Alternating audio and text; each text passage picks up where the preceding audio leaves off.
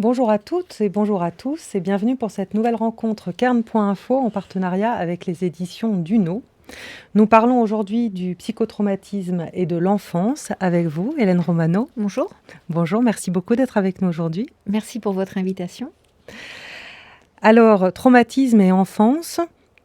Les traumatismes auxquels peuvent être confrontés les bébés, les enfants et les adolescents ont de multiples visages et des conséquences plurielles. Nous allons en parler ensemble, car le traumatisme est un processus qui ne se limite pas à l'événement ou aux événements traumatisants en tant que tels, mais qui peut continuer à agir et avoir des effets bien après, toute la vie, notamment lorsqu'il advient lors de l'enfance, dont on sait que c'est une période si importante pour le développement du sujet. Heureusement, au-delà des horreurs vécues, au-delà des drames et au-delà des désastres, il y a une vie possible, un devenir psychique du traumatisme et la possibilité d'une réorganisation dynamique du traumatisme. Et comme vous l'écrivez très joliment, Hélène Romano, je vous cite, « Au-delà des blessures du corps et de l'âme, ces enfants ont avant tout besoin de continuer d'être des enfants et non des victimes figées dans une histoire traumatique sans issue. » Alors, comment les enfants font-ils face à l'événement traumatique? De quel type de symptômes souffrent-ils? Quelles sont les prises en charge possibles, que ce soit dans l'immédiat ou en différé? Et comment, pour reprendre encore votre expression, rendre le traumatisme au temps, c'est-à-dire permettre justement aux traces du trauma de devenir du passé, permettre à l'enfant d'accéder à une représentation de ce qu'il a vécu et lui permettre de continuer d'être et de redevenir acteur de son propre destin. Donc nous allons parler de tout ça avec vous aujourd'hui. Vaste programme. Vaste sujet. Alors je me permets de vous présenter, Hélène Romano, vous êtes psychothérapeute, docteur en psychopathologie, HDR, docteur en sciences criminelles et en droit privé. Et depuis plus de 30 ans, vous vous consacrez à la prise en charge du traumatisme psychique. Vous avez été psychologue d'urgence avec le SAMU, puis en différé dans le cadre de prise en charge psychothérapeutique et en tant qu'expert lors des réquisitions judiciaires. Et vous avez été pendant 15 ans à l'hôpital et désormais vous travaillez en libéral et vous avez créé l'Institut Traumatisme Psychique et Résilience justement pour former les professionnels. Tout à fait. Alors avant qu'on entre dans le cœur de votre travail, je me demandais quel était finalement ce qui vous avait amené à vous intéresser à ce sujet-là du traumatisme, particulièrement chez les enfants et chez les adolescents, qui est un thème sur lequel vous travaillez depuis longtemps.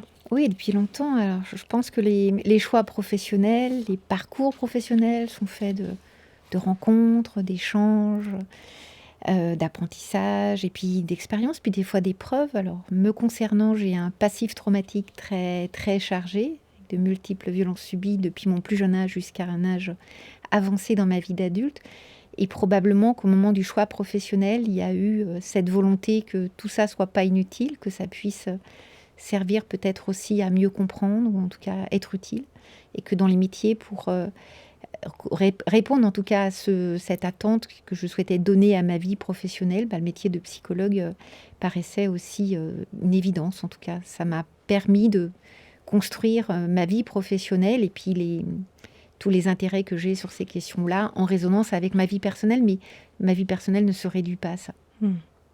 Est-ce que cette expérience personnelle que vous avez du traumatisme, j'imagine que c'est un appui aussi dans votre pratique. Est-ce que c'est quelque chose que vous pouvez partager éventuellement aux enfants, aux adolescents ou évoquer, et bien sûr sans rentrer dans les détails? C'est quelque chose que je ne partage pas comme ça. Je l'utilise comme un levier relationnel. Je pense que quand on a vécu certains types de traumatisme, de l'intérieur, on sait ce que ça fait.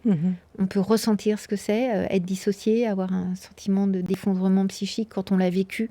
On n'en parle pas que de façon théorique, mais c'est le cas, par exemple, des cancérologues qui ont eu un cancer enfant ou un cancer adulte. Ils en parlent différemment dans la prise en charge du patient.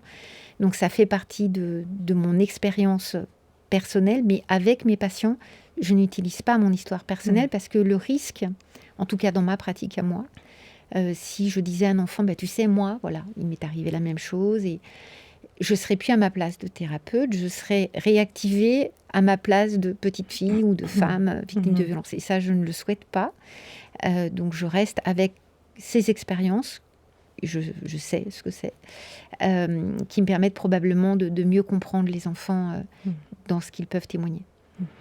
On en parlera effectivement au moment où on parlera de la prise en charge, la question de la réactivation ou du traumatisme vicariant chez les soignants aussi, qui est une question importante que vous évoquez là. Tout à fait.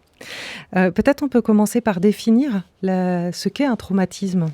Ah oui, ça c'est important parce qu'actuellement on en parle un petit peu pour tout et pour rien. Le traumatisme, c'est une effraction. Si on reprend l'étymologie, c'est une effraction, traumatisme crânien, traumatisme osseux. Et au niveau psychique, c'est cette notion d'effraction du psychisme. Alors, moi, je prends souvent l'image, et je parle beaucoup avec les mains, mais l'image de l'écorce terrestre avec le noyau central de la Terre. Le psychisme, c'est ce qui me permet d'être avec moi, avec les autres, d'être dans la relation.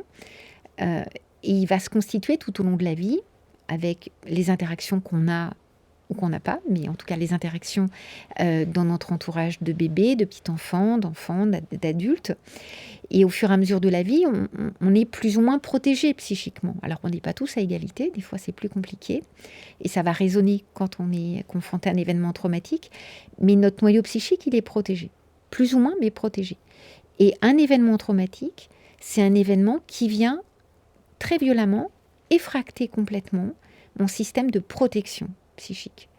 En une fraction de seconde, il n'y a plus rien. Avec des incidences variables, selon le fait que je sois un enfant, pas un enfant, un adulte, les ressources qu'il y a d'avant, d'après, tout ça, c'est pris en ligne de compte. Mais l'événement traumatique est souvent confondu avec les conséquences. Un événement traumatique, c'est ce qui me confronte à cet anéantissement psychique, c'est-à-dire être ce que François Le Bigot, psychanalyste, disait comme être face au réel de la mort. J'ai vu la mort, j'ai vu quelqu'un mort, j'ai failli mourir. Mais attention, c'est dans ma réalité, j'ai failli mourir. Et pour les bébés, pour les tout petits, il y a pas mal d'études qui attestent qu'un tout petit qui se trouve subitement sans son adulte d'attachement, sa figure d'attachement principale présente pour prendre soin de lui, peut vivre une angoisse véritablement quelque chose de très mortifère, une angoisse d'abandon telle qu'on peut la comparer à une angoisse de mort chez un adulte. Donc, dans la réalité, j'ai cru mourir. Un parent qui nous appelle parce que son enfant, qui appelle au SAMU parce que son enfant s'est blessé au niveau de la tête, il va nous dire, ah là là, on voit le crâne, il est en train de mourir. Authentiquement, le parent pense qu'il va mourir. Le SAMU intervient, bon, c'est pas grave, pour les urgentistes, c'est pas grave. 6 points de suture, il n'y a pas d'urgence vitale. Mais ce qui va faire l'événement, la dimension traumatique d'un événement, c'est cette confrontation à la mort. Et cet événement est potentiellement traumatogène. C'est-à-dire que cet événement peut entraîner un trauma, une blessure psychique. Mais il peut, c'est pas qu'il va. On en reparlera, mais on est dans une société qui victimise tout le monde, qui psychotraumatise tout le monde. On peut vivre des événements effroyables sans avoir de conséquences psychotraumatiques. Ça va dépendre du type d'événement et c'est absolument pas quelque chose qui est généralisé. Et ça, je pense que c'est important de le rappeler. L'événement traumatique, c'est la confrontation à la mort qui a pour conséquence cette effraction psychique. Et l'effraction psychique peut avoir des conséquences en immédiat et en différé, on appelle ça les troubles de stress post-traumatique. Mais alors, pour bien comprendre ce que vous dites, un enfant peut être confronté au réel de la mort sans forcément développer des conséquences post-traumatiques ensuite ? Alors, pour les enfants, c'est le sujet de notre échange, c'est très particulier parce que l'adulte, si je reprends mon schéma de mon noyau psychique et de mes mécanismes de protection, un adulte qui est face à un événement traumatique, un adulte qui est dans un accident de voiture avec des personnes blessées très gravement, il a des ressources pour comprendre, pour traduire, pour faire face, que n'a pas un tout petit. Donc le tout petit, très souvent, les événements ont une dimension d'autant plus traumatique d'anéantissement que l'enfant n'a pas les ressources pour y faire face et surtout que dans l'entourage de l'enfant, les adultes sont souvent effondrés. Et c'est là-dessus qu'il y a une sorte de malentendu, c'est que sur la souffrance psychique des enfants, sur la réalité du psychotrauma de l'enfant, la reconnaissance, c'est assez récent. Les premières publications, c'est l'après-guerre, vraiment la conceptualisation, les années 70-80, et très longtemps, même la souffrance somatique. Dans les hôpitaux, en France, on n'anesthésiait pas les enfants dans les années 70, ça peut paraître fou. C'est fou. Avec cette idée que le cerveau n'était pas mature, donc l'enfant ne souffrait pas, donc pas besoin d'anesthésie. Alors, il y avait une mortalité infantile lors des opérations, mais on peut imaginer une opération d'un enfant, quelle que soit l'opération, sans produit anesthésiant. C'est juste quelque part monstrueux, mais c'était cette conviction que le bébé, le tout petit, ne pouvait pas souffrir physiquement. Et la reconnaissance de la souffrance psychique reste encore aujourd'hui, et certaines fois par des collègues, très difficile à intégrer. Avec cette espèce d'aporie, souffrance psychique enfant, ça ne va pas ensemble.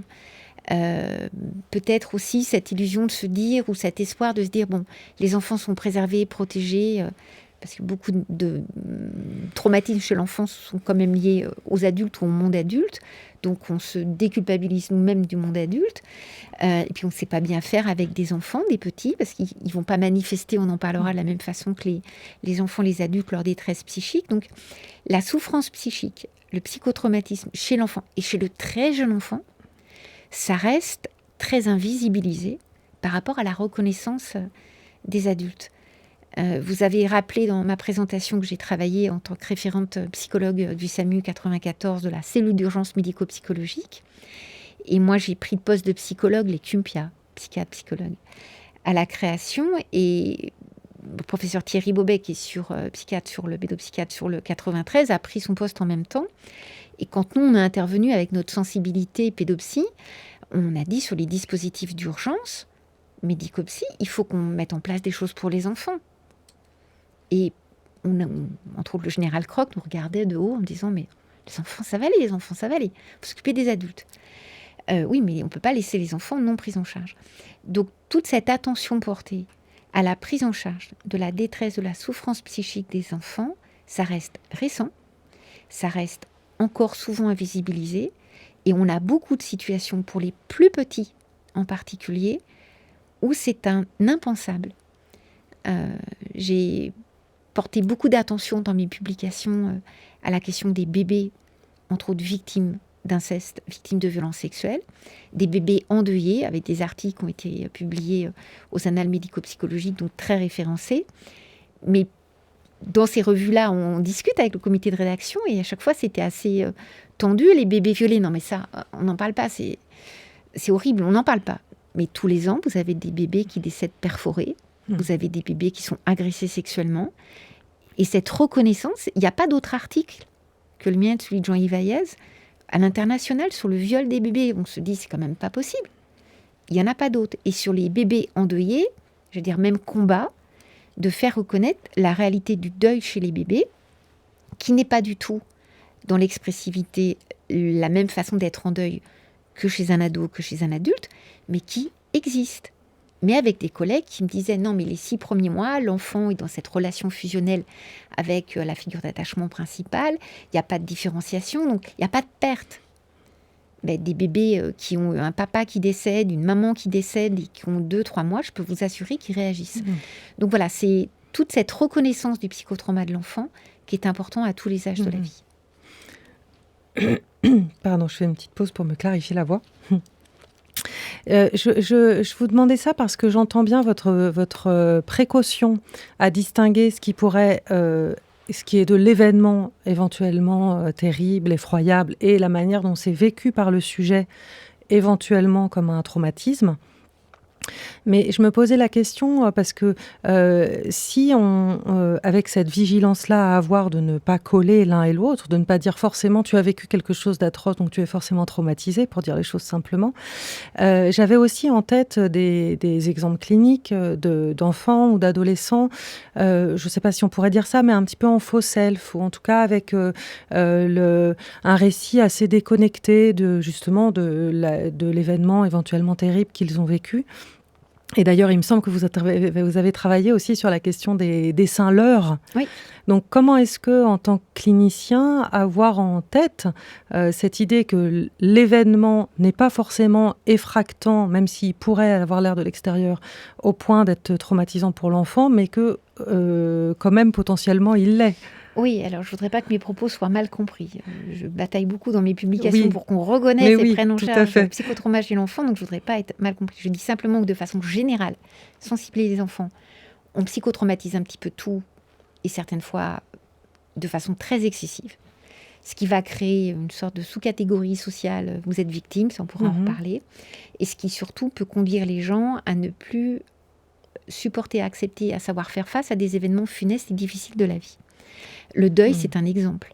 Il ne s'agit pas de dire on ne prend pas en charge les gens endeuillés, en particulier les enfants, mais avoir des réactions face au deuil, c'est plutôt adapté. Moi, je suis plus inquiète d'un enfant qui va être hyper adapté et rien manifester.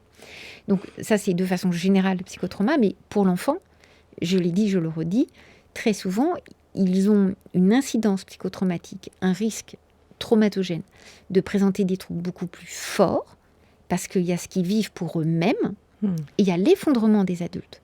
Donc les enfants sont beaucoup plus à risque de vivre un événement traumatique avec des conséquences psychotraumatiques derrière qu'un adulte. Ça, c'est assez fondamental. Mais pour reprendre dans l'expression qu'on utilise souvent en protection de l'enfance en lien avec Janusz Korczak, qui est de dire à hauteur d'enfant, on a des enfants qui vont être effondrés avec un chagrin abyssal, vraiment quelque chose de terrible, à la perte de leur animal de compagnie. Beaucoup plus qu'à la mort du grand-père, qu'ils ne connaissaient pas ou connaissaient peu. Et ça peut dérouter les adultes. Mais pour cet enfant, c'est la fin du monde. C'était son compagnon, c'était son doudou, c'était un être avec lequel il avait établi des liens. Et la perte, elle est massive, majeure. Donc la douleur psychique, la souffrance psychique, elle est à mettre toujours par rapport au monde de l'enfant, la représentation du monde de l'enfant. Donc les enfants sont beaucoup plus à risque de présenter des troubles post-traumatiques du fait de la confrontation à ce réel de la mort pour eux-mêmes et les répercussions du côté de l'entourage. Quand vous dites les répercussions, c'est-à-dire autant c'est l'effondrement éventuellement psychologique des parents que les changements que ça peut avoir dans leur vie quotidienne, par exemple? Oui, alors peut-être dire l'événement traumatique, maintenant qu'on a défini ce que c'était, et c'est important par rapport aux enfants. Il y a des événements traumatiques de nature intentionnelle et non, ce qui n'est pas la même chose. Une catastrophe naturelle, un accident de la voie publique, c'est dramatique, c'est un accident. Il n'y a pas la notion d'intentionnalité qui désubjectivise davantage, qui va déshumaniser. Et parmi les événements intentionnels, il y a les guerres. Actuellement, il y a malheureusement beaucoup de conflits à travers le monde. Il y a des enfants qui passent toute leur enfance et leur vie dans des territoires en conflit, les attentats. Il y a les violences conjugales, intrafamiliales. Il y a les maltraitances subies par l'enfant qui ont cette dimension de confrontation à un événement traumatique au sens où l'enfant, il est détruit dans son humanité d'enfant, dans sa construction psychique d'enfant. Donc ça peut avoir des répercussions extrêmement durables dans sa vie. Et ce qu'on va percevoir, c'est que les ressources ne vont pas être les mêmes.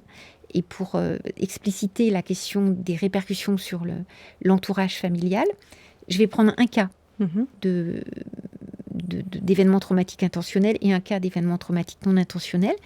Un événement traumatique non intentionnel, les parents peuvent être dans l'événement, un accident de voiture, ou il pouvait être à la maison et l'enfant a un accident de car avec l'école, mais les parents sont eux-mêmes submergés par leur détresse. S'ils étaient dans l'accident, ils peuvent être eux-mêmes bouleversés et envahis par leurs propres troubles, ne pas avoir forcément la bonne attitude à ce moment-là avec leur enfant, et après ça peut créer des tensions, des malentendus entre l'enfant et les parents, parce que l'enfant ne s'est pas senti protégé.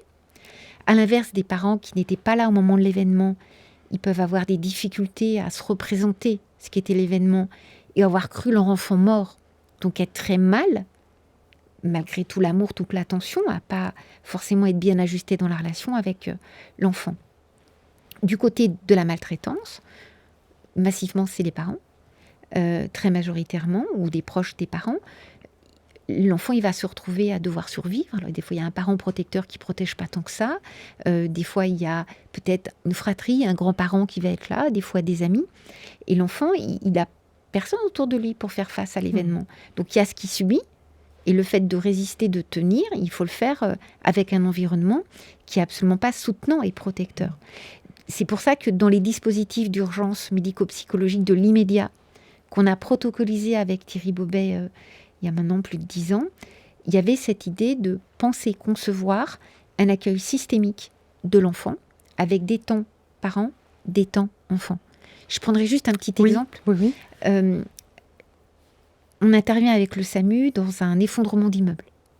Il y a une mamie qui s'est suicidée Et ça, avec une bonne de gaz, l'immeuble, plus d'immeuble, plus de mamie, plus d'immeuble.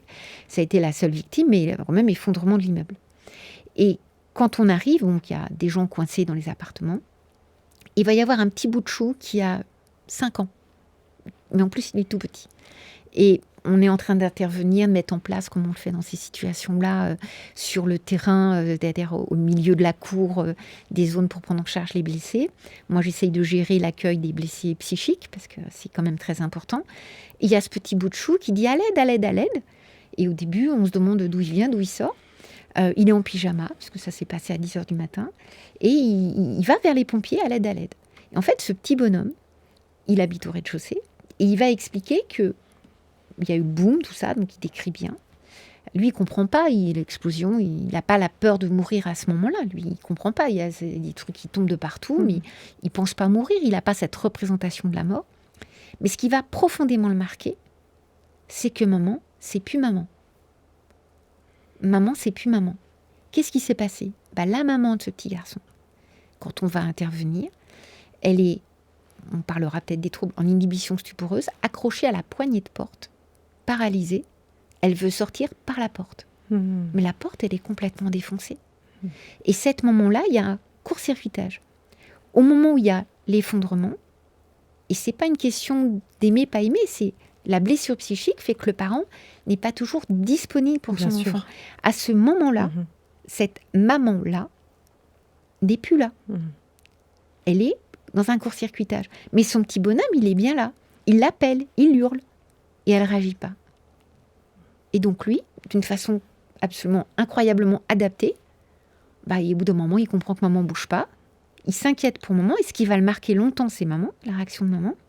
Et il sort par la fenêtre, par le rez-de-chaussée, pour aller chercher les pompiers. Dans une conduite tout à fait adaptée et qui peut être étonnante, mais les petits, ils sont capables de ça. Et pour cet enfant, l'événement traumatique, ce qui fait traumatisme, c'est pas l'effondrement de l'immeuble. C'est l'effondrement psychique de sa mère. Vous voyez, la nuance, elle est là. Un parent qui n'est pas disponible, c'est très compliqué. Et c'est important de le dire parce que les parents peuvent se sentir très coupables. Ça peut créer des malentendus incroyables dans les familles. T'as pas fait ci, t'as pas fait ça, tu m'as abandonné. De pouvoir expliquer pourquoi un tel n'a pas eu l'attitude qu'il aurait pu avoir, qu'il aurait dû avoir. Oui, d'autant que ce ne sont pas des attitudes choisies. À ce moment-là, c'est le corps, le psychisme. Les réactions de stress qu'on appelle dépassées, donc pas du tout adaptées, ne sont pas du tout conscientes. Bien sûr. C'est l'organisme, à la fois pour des raisons physiologiques, psychiques, qui court-circuite complètement. Alors, soit on va avoir des conduites automatiques, on va continuer de faire à manger alors que c'est le cataclysme à l'extérieur. Soit on est en inhibition stuporeuse, paralysée, comme cette maman accrochée à sa porte. Soit on est en conduite automatique, comme cette maman qui va continuer de promener dans la poussette son bébé qui est mort. Au moment où on lui a annoncé aux urgences qu'il était mort, on part, à l'instant qu'on revient, elle n'est plus là. Elle est partie promener son bébé dans une conduite automatique qui n'est pas du tout adaptée. Oui. Alors, on a différencié les traumatismes intentionnels qui en fait n'ont pas de volonté de nuire, des traumatismes non intentionnels, où là, non seulement il y a la volonté délibérée de nuire, mais il y a aussi ça demande après dans la prise en charge, on en parlera j'imagine, mais d'intégrer justement ce qui se passe dans le lien intersubjectif. On distingue aussi souvent les traumatismes par type. Alors peut-être vous pouvez nous éclairer sur cette question-là, type 1, type 2, type 3. Si, c'est important parce que ça évolue. Il y a eu cette idée, et Hélène Herter avait proposé de catégoriser les traumatismes uniques. Une explosion de gaz, mon exemple, un accident de la voie publique, pas répété, unique, limité, qu'entraîne un certain type de troubles, et des traumatismes répétés, alors les guerres, les enfants ou les adultes qui vivent dans des zones de séisme où il y a les tremblements de terre à répétition, les maltraitances. Alors, on évolue un petit peu dans cette clinique-là et on parle davantage actuellement, en tout cas au niveau des troubles, de troubles de stress post-traumatique pour des événements qui vont être limités dans le temps. Et pour les enfants, où malheureusement, souvent, les traumatismes se répètent, sauf le traumatisme unique, intentionnel, non intentionnel. Les traumatismes intentionnels, c'est des traumatismes répétés. Chez un enfant qui est en plein développement, chez un enfant qui va devoir survivre psychiquement et s'adapter au contexte funeste, à ce désastre qu'il y a autour de lui, et avec développement d'un certain type de troubles, et certaines fois des troubles dont la construction de sa personnalité.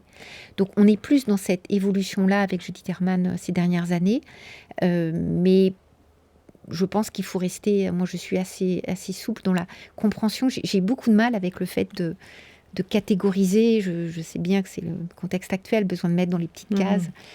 C'est tellement plus complexe. Un enfant peut être exposé à un traumatisme unique, mais avoir un environnement familial qui est absolument insécure et qui va le traumatiser psychiquement parce qu'il n'y a pas cette sécurité psychique, et il y a cette menace latente à la mort. Donc, je pense qu'il y a l'événement, il ne faut pas confondre l'événement et le contexte. C'est des fois un petit peu le risque de ces classifications. Eh oui, tout à fait. Et alors, il y a quelque chose qui m'a marqué quand je me suis plongée dans votre travail, c'est que vous n'utilisez pas le terme de victime. Vous parlez pas de... Quand vous parlez des enfants traumatisés, vous n'utilisez pas ce mot-là. Non, moi je parle de blessés psychiques. Je suis psychothérapeute spécialisée dans la prise en charge des blessés psychiques. Alors pourquoi je n'utilise pas le terme de victime? Pour différentes raisons. Victime, c'est déjà un terme judiciaire, plus que clinique. Pour le coup, c'est important. On a des gens qui vont arriver avec une pancarte « Je suis victime », parce que socialement on leur dit qu'ils sont victimes et qui ne sont pas psychotraumatisés, mais ça va les légitimiser pour demander des réparations. Alors, un exemple que je donne souvent, parce qu'il m'a bien marqué, au mois de février, il y a une dizaine d'années, sur l'autoroute A40 du côté de Chambéry, donc en montagne, il neige. Chute de neige importante. Il n'y avait rien d'autre dans les actualités à ce moment-là, donc on entend une cellule d'écoute est mise en place, cellule d'urgence médico-psychologique, pour les rescapés de la route. C'est de la neige.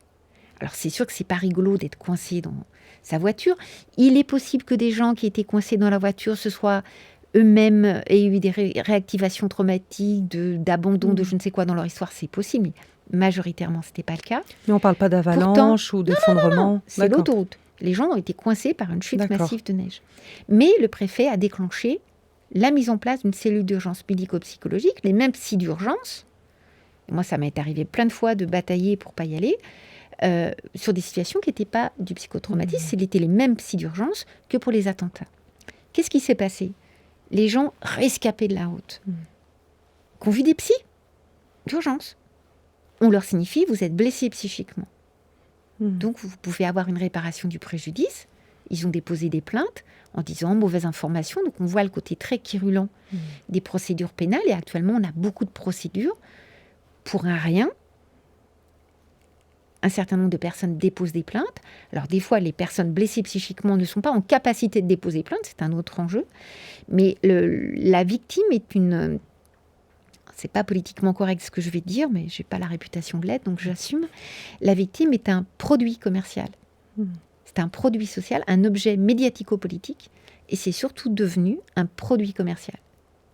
Avec des tas de thérapeutes auto-victimologues autoproclamés, avec ce côté médiatico-politique au moment des élections, au moment de ces périodes-là.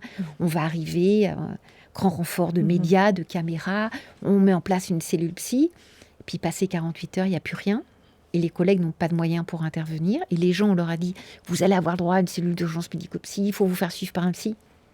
What else? Il n'y a plus personne, il n'y a pas, ça n'est pas suivi.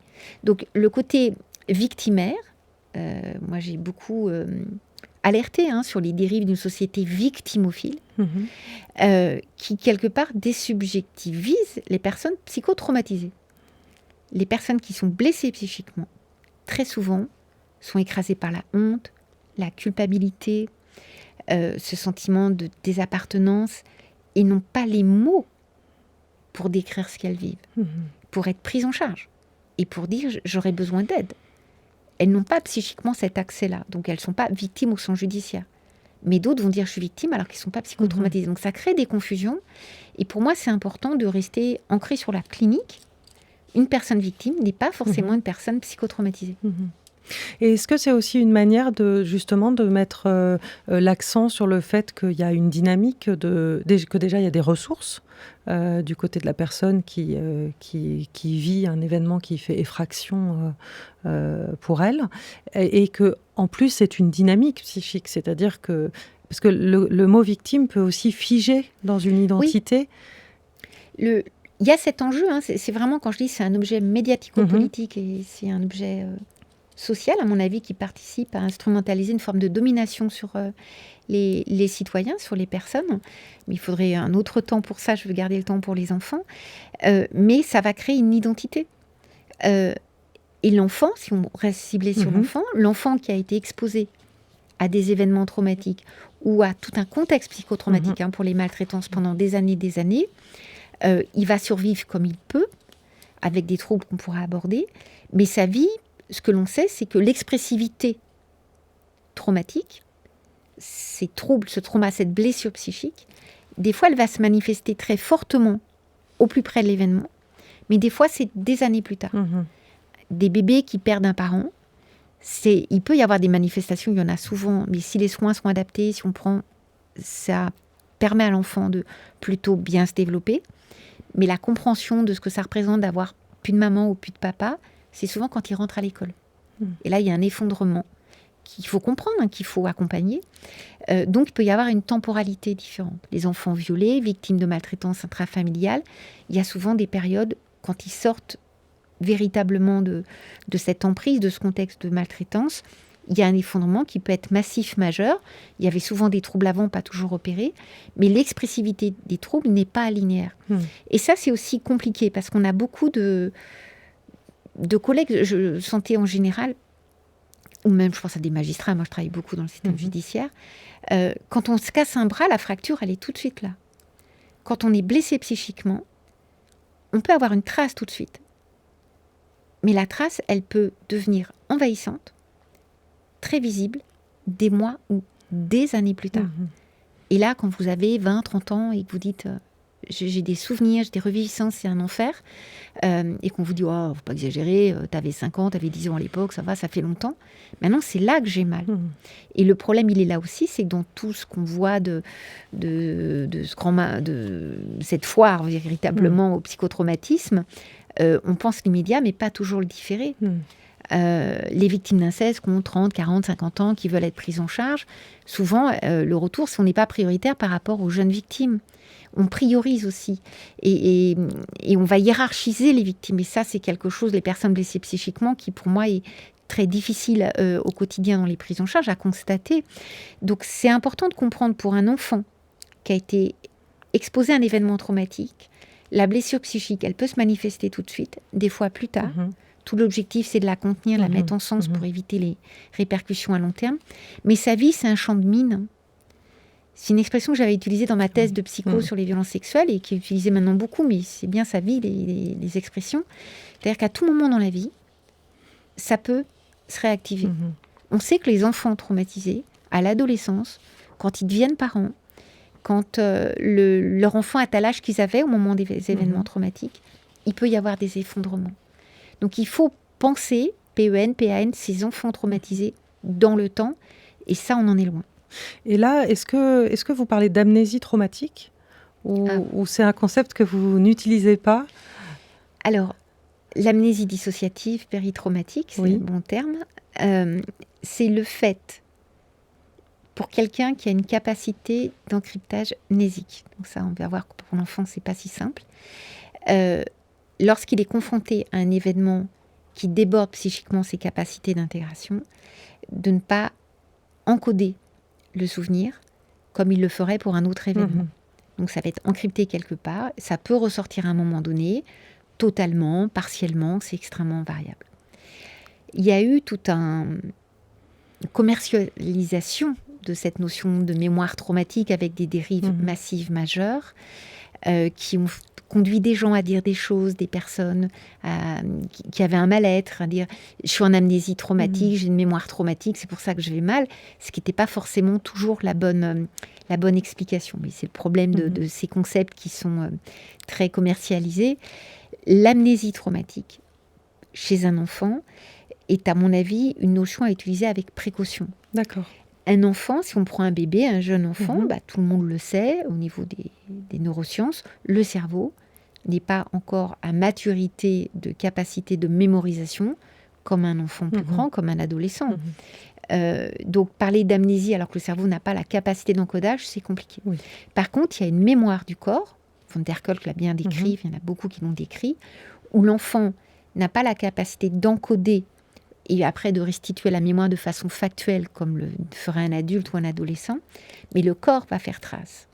Et moi, je le vois beaucoup, je vous parlais des bébés violés, où le bébé, quand il a 3-4 ans, qui a été violé bébé, avant 1 an, il n'a pas les mots pour dire c'est la nourrice, c'est le père de la nourrice, c'est je ne sais qui. Par contre, il va avoir des troubles. Le corps fait trace. Donc ça, c'est aussi important de l'avoir en tête, parce que souvent, on a des enfants qui ont 4-5 ans à l'école, qui alertent les professionnels, qui font des signalements, qui, à juste titre, s'inquiètent du comportement. Et il y a cette idée que cet enfant qui manifeste ces troubles-là, c'est que ça vient de se passer. Mais non, pas nécessairement. Des fois, ça s'est passé plusieurs années avant. Et la difficulté, et on voit l'incidence des adultes présents ou pas, c'est quand un enfant manifeste des troubles, manifeste un mal-être, et certaines fois nomme son mal-être pour les enfants plus grands, il faut à ce moment-là des adultes disponibles pour l'entendre. J'ai beaucoup travaillé sur les enfants endeuillés, les enfants orphelins, et avec des suivis d'enfants, des études qu'on a faites avec l'OCIRP, qui est une fondation d'entreprise qui travaille beaucoup sur l'orphelinage, et avec des enfants qui sont devenus adultes et qui expliquent, voilà, ils ont perdu leurs parents quand ils étaient petits, 5-6 ans. Il y a eu plein de choses de mise en place, et puis surtout, il y avait maman qui était là, ou papa qui était là, et il fallait être hyper adapté pour pas montrer la détresse, et papa-maman s'effondrent, qui est mort, ça va, mais les deux qui s'effondrent, c'est pas possible. Et puis, quand ils grandissent adolescents, il y a beaucoup de fractures de vie comme ça qui se réactivent à l'âge adolescent. Ils sont sombrés, ils ont pleuré, ils étaient mal. Et là, l'entourage te dit, non mais, attends, quand papa il est mort, t'as pas bougé, t'as rien dit, c'est bon quoi, c'était il y a longtemps. Donc c'est ça qui nécessite une disponibilité importante des adultes qui s'occupent des enfants, mais ce qui n'est pas facile, parce que pour accompagner des parents d'enfants traumatisés, quand on fait aussi de la guidance un petit peu sur l'accompagnement des troubles, parce qu'un enfant traumatisé, ça peut être très douloureux en tant que parent, de voir la détresse de son enfant, de ne pas savoir comment intervenir, mais quand on leur explique, voilà, peut-être que les troubles se manifesteront dans 5, 6 ans, 7 ans. Ah non, on ne veut pas entendre ça. On veut se dire, voilà, là, on sait qu'il a été victime. On règle le problème tout de suite et on met le pansement, après on n'en parle plus. La blessure traumatique, c'est aussi un point qui est important, c'est que on entend des fois, de cette façon un peu de leurre sociétale, on va réparer. Des thérapies plus ou moins magiques. Un traumatisme, ça ne se répare pas. C'est une blessure qui est là, on peut vivre avec, on fait comme on peut, mais on peut vivre avec. Mais ça ne se répare pas, au sens ça ne s'efface pas. Et donc, il y aura des moments où ça ira, il y aura des moments où ça sera difficile. Si on le sait, si on peut anticiper, pour l'enfant et pour ceux qui prennent soin de lui, c'est beaucoup plus facile d'y faire face. Et alors, comment est-ce qu'on évalue le traumatisme vécu par un enfant, justement? Quels sont les signes, quels sont les symptômes qui peuvent être... J'imagine aussi que ça dépend de l'âge de l'enfant, évidemment. Alors, c'est une question qui est importante, ça dépend de l'âge de l'enfant. Mais peut-être qu'avant de parler des troubles, et vous me reprendrez si j'oublie, mais je pense que je ne vais pas oublier, qui vont intervenir après. Les troubles post-traumatiques, on est à plus d'1 mois des événements, et les troubles durent depuis plus d'1 mois. Il y a toutes les réactions en immédiat. D'accord. Et c'est important de le nommer, bien sûr, parce que ça, on en parle peu. Et c'est important de le nommer pour pouvoir le repérer.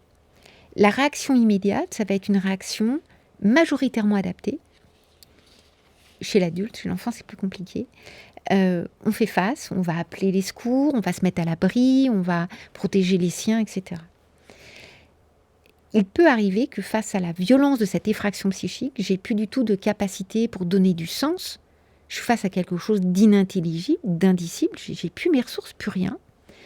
Je réagis de façon inadaptée. Avec, on en a parlé avec cette maman face à la porte, mais je vais en parler sur les enfants, soit une inhibition stuporeuse, on est comme paralysé, on ne bouge plus. Donc on ne se protège pas et on est à risque d'être agressé. Soit une fuite panique, on va partir faire n'importe quoi, passer par la fenêtre et fuir en se blessant ou en prenant le risque d'être tué. Soit d'être dans une conduite automatique. Je continue de faire comme si de rien n'était. En tant que psy-urgentiste pendant plus de 15 ans, près de 15 ans, j'ai beaucoup vu chez les enfants, quand j'intervenais, un parent était mort, une fratrie était morte, enfin il y avait la mort qui était là, des enfants en réaction automatique qui lorsqu'on intervient avec ces enfants-là en stress dépassé, il n'y a pas d'interaction. Visuellement, ils ne sont pas là. Quand on parle, il n'y a pas l'échange. On voit qu'il y a quelque chose qui est vraiment court-circuité. Je fais ce signe-là qui est vraiment court-circuité. Mais ce n'est pas forcément un figement. C'est pas que un figement. Non, ça peut être un figement, ce qu'on appelle l'inhibition tubereuse, sorte de paralysie, comme ça, bouge plus. Ça peut être des enfants qui continuent de fonctionner de façon apparente. Ce qui conduit les adultes à dire, et les urgentistes par exemple, qui disaient non, mais ils sont devant la télé, ils jouent aux jeux vidéo, ils n'ont pas compris, ils n'ont pas vu. Attends, t'oublies que c'est eux qui nous ont appelés quand même. Parce que papa, il s'est tué. Donc ils peuvent développer ça, mais c'est pas volontaire, on ne choisit pas. La conduite automatique, le stress dépassé, on ne choisit pas les manifestations. Mais c'est important à repérer, parce que quand on intervient en psy d'urgence, on repère les enfants qui ont des réactions inadaptées, et les adultes, parce que ce que l'on sait dans la clinique, c'est que les personnes qui présentent des troubles de stress dépassés, c'est rare, globalement 10%, mais parmi ces 10%, c'est à haut risque de présenter des troubles de stress post-traumatique en différé. D'accord. 80% selon les études américaines. Et chez les enfants, c'est 10% aussi à peu près ? Il n'y a pas d'études en tant que telles. Il n'y a pas d'études en tant que telles. Malheureusement, on peut... Et votre expérience clinique, vous diriez Moi, mon expérience clinique m'amène à peu près aux mêmes données, si je devais quantifier à peu près les mêmes données, mais avec beaucoup plus d'enfants en conduite automatique que chez les adultes. Les adultes, on a beaucoup d'inhibition. Les gens, ils sont paralysés, ils sont là, ils bougent plus, ils font pas ce qu'il faudrait faire, mais ils sont plus là véritablement. Mais les enfants, beaucoup en conduite automatique et qui réassurent faussement les adultes. Cette conduite réassure les adultes faussement, parce qu'ils pensent que l'enfant n'a pas vu, alors que l'enfant est tout à fait marqué par rapport à l'événement. Et du coup, on les prend pas en charge. Donc, dans l'immédiat, c'est très important de le repérer. On a des enfants qui peuvent avoir une conduite tout à fait adaptée. J'ai le souvenir de cette petite fille qui était en grande section de maternelle, donc était toute petite. Le moment soirée de Noël, donc ça, c'est aussi un contexte particulier. Le père tue la mère. Alors, à l'époque, on ne nommait pas ça féminicide, à coups de hache. Et il va essayer de tuer les enfants. Et il va se suicider. Ça, c'est l'histoire qu'on a après. Sur le moment, on ne sait pas. Je suis appelée par le préfet via le SAMU parce qu'il y a une petite fille qui est nu-pied, couverte de sang, récupérée dans la rue à 3h du matin. Et elle parle pas, elle dit rien. Et l'équipe des policiers est prostrée. C'est Noël, ils est en train d'un petit peu de décompresser, pardon, c'est joli lapsus. Et cette petite fille, et en fait, il y a un taxi qui passe, qui la trouve, qui l'emmène au commissariat. Moi, je vais intervenir et soir de Noël, donc le brouillage, il peut être aussi là, c'est pas forcément facile de se réancrer dans cette réalité. Et j'ai en face de moi une petite fille qui est avec son pyjama, mais pyjama qui est maculé de sang et qui est pieds nus. Et une des premières choses, je lui parle et elle dit rien. Elle dessine. Elle fait des beaux dessins, les fameux dessins là. Des belles fleurs, des grands cœurs.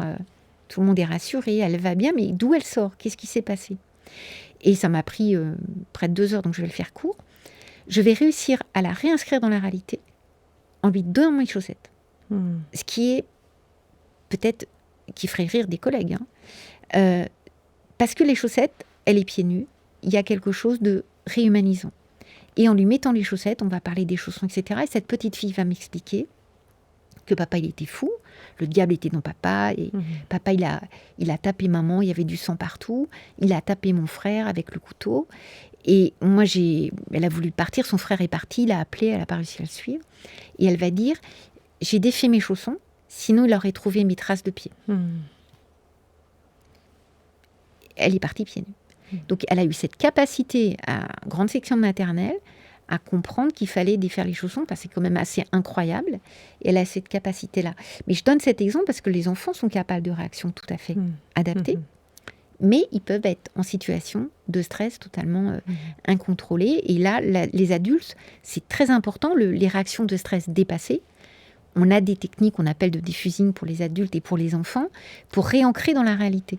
Et on sait qu'en parlant avec l'enfant, en lui expliquant qui on est, ce qu'on est, ce que faisaient les mamans, ce qui a été très bien décrit par Dorothée Bellingham au moment de la guerre, Margaret Mahler, des enfants qui étaient avec les parents sous les bombes, les enfants qui avaient des parents qui arrivaient à parler, à raconter des histoires, pas à mentir, mais on est là, on est présent.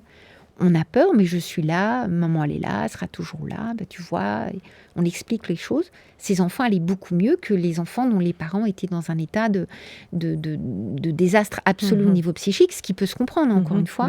Les parents, ils font ce qu'ils peuvent. Donc ça, c'est vraiment important à comprendre pour les conduites de l'immédiat. Et quand on prend en charge des enfants pour les collègues en différé, c'est souvent les thérapeutes, les psychothérapeutes, on va intervenir rarement à T0. Moi, ce que j'appelle le T0, on intervient plus quelques jours, quelques semaines, voire des années après, où les capacités élaboratives ont peut-être été un petit peu restituées, restaurées, ou pas du tout. Et c'est très important d'essayer de savoir, de comprendre à un moment donné, dans la prise en charge, comment l'enfant était au moment de l'événement, qu'est-ce qu'il a perçu de son entourage au moment de l'événement. Alors, quand c'est un bébé, c'est un peu différent, mais on peut demander aux adultes qui étaient présents. Ça permet de repérer s'il y a eu une réaction de stress inadaptée au risque de présenter des troubles. Donc ça, c'est important. La clinique, elle s'inscrit dans la temporalité. Et c'est un processus psychique. Le psychisme, c'est tout un processus, mais le psychotraumatisme, c'est pas quelque chose qui est figé. Ça bouge. Et pour pouvoir bien le prendre en charge, il faut voir comment il a évolué dans le temps. Oui, puis ce que j'entends, c'est que ça permet aussi d'évaluer le risque potentiel, justement, de stress post-traumatique. Ça permet d'être particulièrement attentif sur les cellules d'écoute. Alors, les cellules d'écoute en milieu scolaire ont été basées sur mes protocoles. Et j'ai beaucoup œuvré pour la formation des professionnels de l'éducation nationale pour les cellules d'écoute qui, après, vivent et sont utilisées de façon, des fois, extrêmement variable. Mais dans l'idée de repérer les enfants, il y a un suicide d'un camarade, un décès d'un prof, il y a une mort dans l'établissement scolaire. Une des premières urgences qu'on leur a appris, c'est à repérer les enfants, pour les adultes, mais les enfants qui avaient des troubles inadaptés, de stress dépassé, déjà pour les protéger, qui ne se mettent pas en danger, pour intervenir dans l'immédiat, ça c'est une priorité, mais aussi après, pour être plus vigilant sur les troubles qu'ils peuvent présenter après. Et donc sur les troubles, pour répondre à votre question, c'était important de parler de l'immédiat, du post-traumatique, parce que le psychotraumatisme a souvent été envisagé que sur le post-immédiat. C'est-à-dire que la clinique du T0, c'est relativement récent. On en parle assez peu. L'enfant, il peut avoir des troubles extrêmement variables, alors souvent dans des contextes de complexité du fait de l'effondrement de l'environnement de l'enfant, avec des dimensions surtout de reviviscence, de réactivation, de reviviscence. Donc ça peut être des cauchemars, ça peut être... Ça peut être des cauchemars, ça peut être des flashs où tout d'un coup, tout ce qui est sensoriel. Il y a une odeur, il y a un bruit, une petite fille qui avait perdu ses parents au tsunami, le claquement des portes de voiture, ça lui rappelait un bruit. Elle est restée 2 jours dans la vague, dans le tsunami, des bruits de craquement, et alors là, elle s'effondrait totalement. Et la reviviscence fait que l'enfant, ou l'adulte, mais l'enfant, revit avec le même état de détresse psychique l'événement auquel il a été confronté. Et ça peut être extrêmement impressionnant parce que l'enfant, tout d'un coup, a l'attitude qu'il avait eue au moment de l'événement. Donc tout ce qui est sensoriel, les bruits, les odeurs, ça peut paraître anecdotique, mais les odeurs, c'est quand même très violent. Des événements, les médias, quand on en parle, etc., les nominations, de repasser à un endroit où il s'est passé ça, un enfant qui a été violé dans un camping, les parents partent en camping 2 ans plus tard et ils ne captent pas que ça réactive, parce qu'eux, ils sont passés, entre guillemets, à autre chose, mais pas leur enfant. Ou leur enfant a essayé, mais là, ça va réactiver. Et puis, les reviviscences, c'est aussi les jeux chez les enfants. Et c'est important de le dire, parce que ça reste une spécificité clinique qui reste trop méconnue.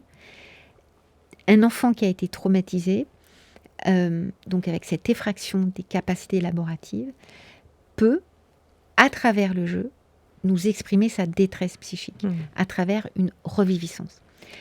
Le jeu Winnicott, l'espace potentiel, chez les enfants, je mets des guillemets, c'est pas du tout un espace potentiel d'élaboration, c'est quelque chose qui est figé. Il y a 3 dans le jeu traumatique. Dans le jeu traumatique, pardon, oui. Le jeu en tant que tel, c'est extrêmement constructif et constructeur pour un enfant de jouer. Il élabore des choses, ça lui permet d'apprendre, ça lui permet de créer du lien. C'est quelque chose qui est absolument très fondamental. D'ailleurs, un enfant qui va mal, il joue pas. Il ne joue plus.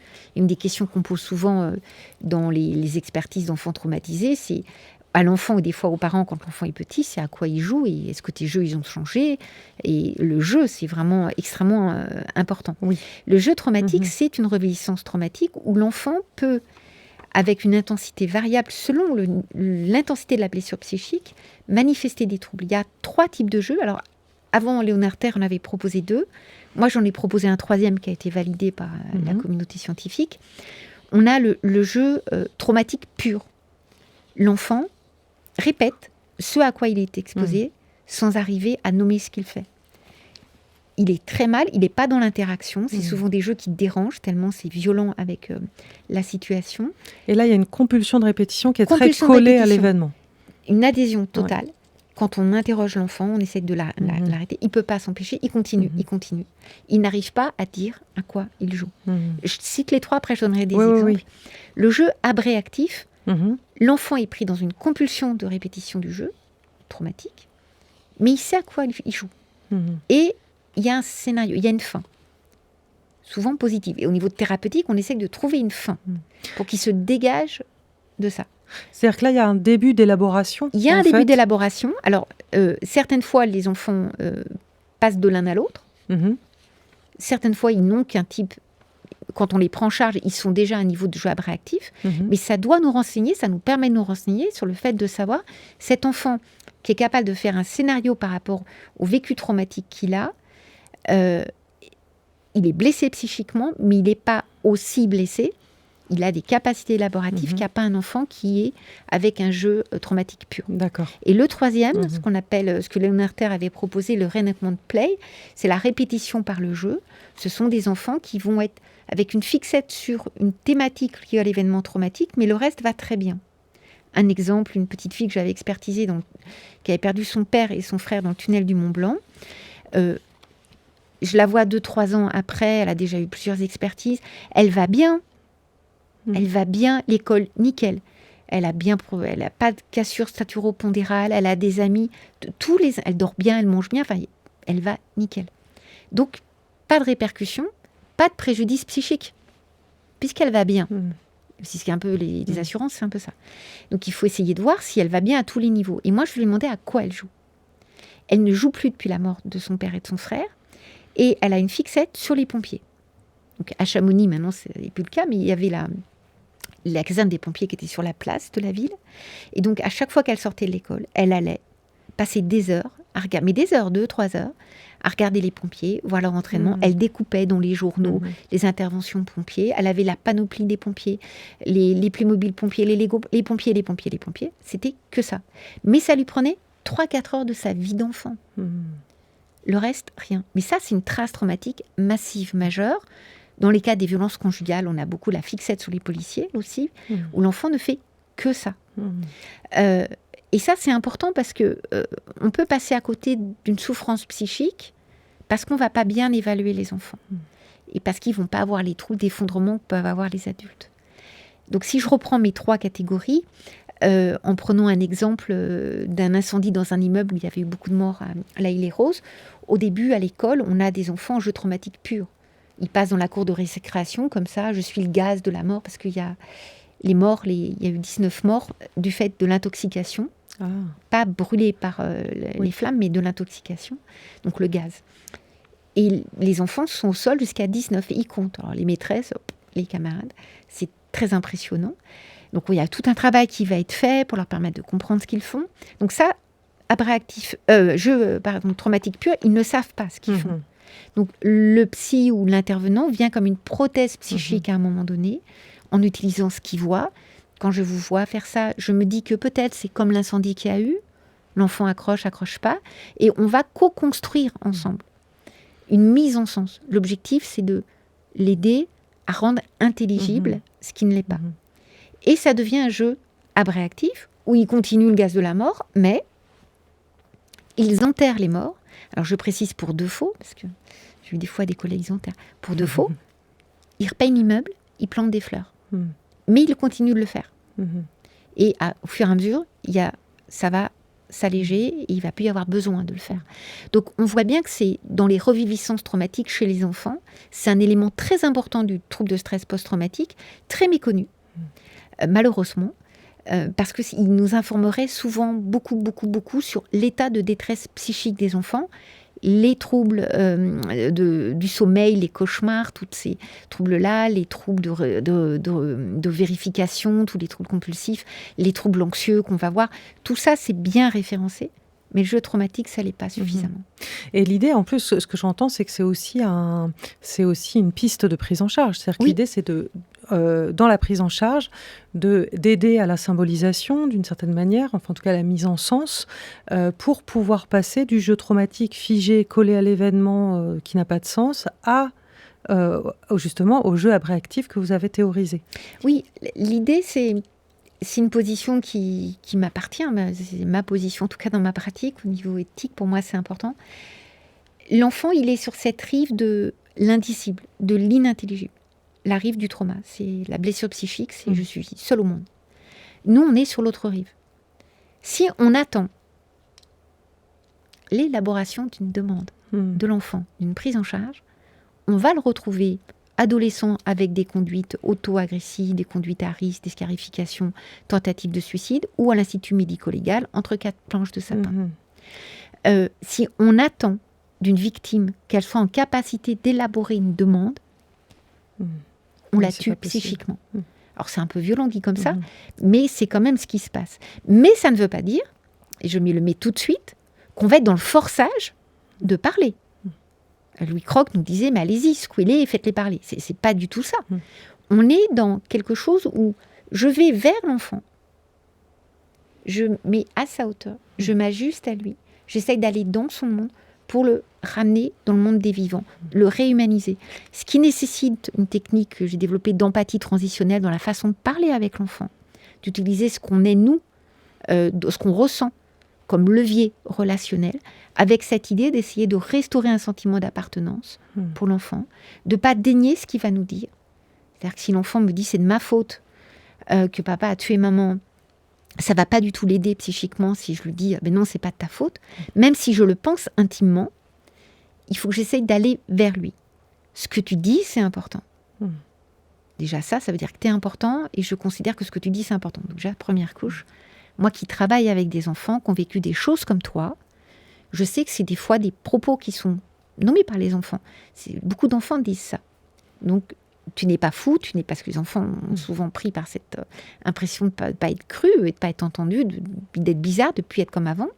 Donc, première couche, je t'entends, je t'écoute, ce que tu dis est important, tu es important. Deuxième couche, je suis en capacité d'entendre quelque chose. Je suis solide, tu peux y aller. Je vais essayer d'être solide.